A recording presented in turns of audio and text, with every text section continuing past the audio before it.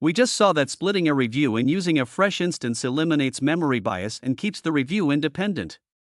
Now we turn to a different challenge: preserving facts across long conversations. This module shows you how to keep transactional facts out of the summary, trim tool output, and order the input so that critical details survive even when the context window gets crowded. By the end of this module, you can keep transactional facts out of the summary and trim tool output and order the input. Here is how this module builds up. A case facts block is a persistent, verbatim record of transactional facts that must survive summarization.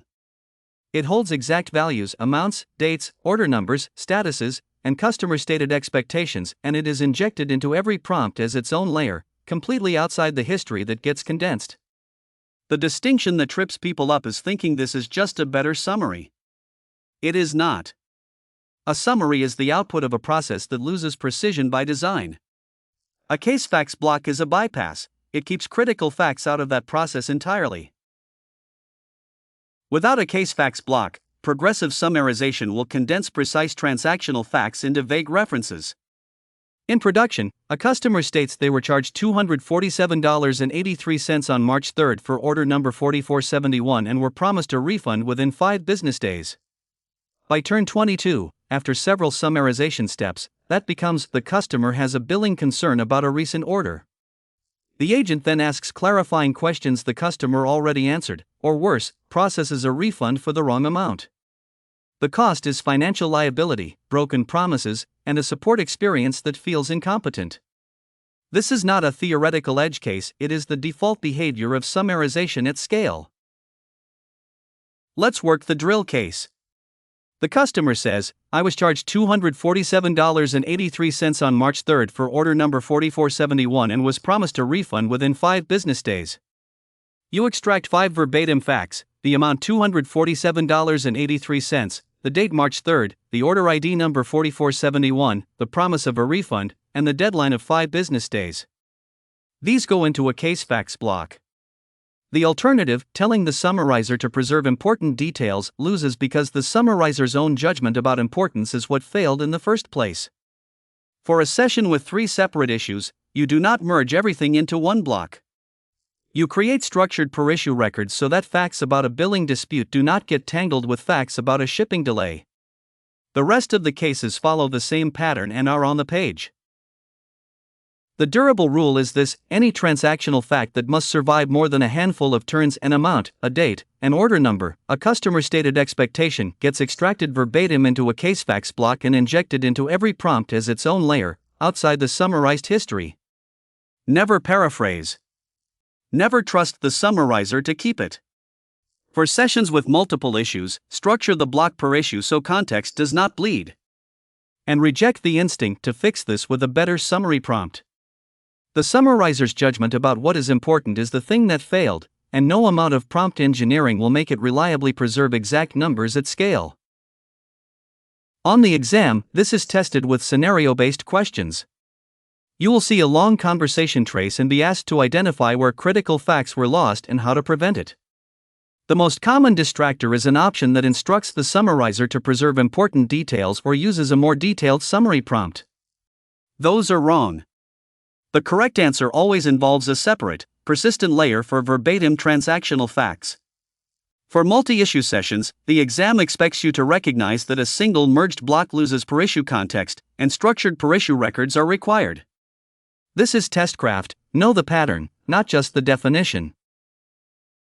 Output trimming is reducing a tool's verbose result to only the fields that matter for the current conversation, and doing it before that result ever enters the context.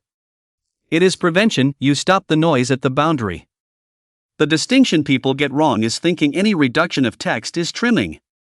Compaction is what you do when the window is already full. Trimming is what you do so it never gets full in the first place. Without trimming, every order lookup dumps 43 fields into the conversation. After a few calls, the context is bloated with irrelevant data, and the model's attention scatters.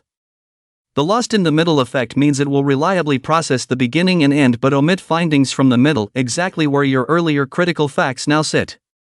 In production, this looks like an assistant that forgets the customer's return reason halfway through a long interaction, costing trust and requiring a human to re-establish context. Start with the lookup order tool returning 43 fields. You write a post-tool use hook that keeps only customer name, order ID, status, return window, and refund amount, the 5 fields the returns conversation needs. The alternative is keeping all 43, but that loses because every call adds 38 fields of noise, and after a few calls the model's attention is diluted. Then you aggregate 30 subagent findings into one synthesis prompt. Findings 12 through 20 keep getting ignored because they sit in the undifferentiated middle. You restructure by placing a key findings summary at the very top, then organizing the remaining details under explicit section headers. Now the middle is addressable rather than buried. The rest of the cases are on the page. The durable rule is, trim at the boundary, before the result enters context. A post-tool use hook is the natural place because it intercepts the payload before it becomes part of the conversation. When you aggregate findings, always lead with a summary of the key points that exploits the model's reliable processing of beginnings. And never reach for a bigger context window as a fix for lost in the middle. A larger window moves more material into the middle, making the problem worse. Position effects are about attention distribution, not capacity.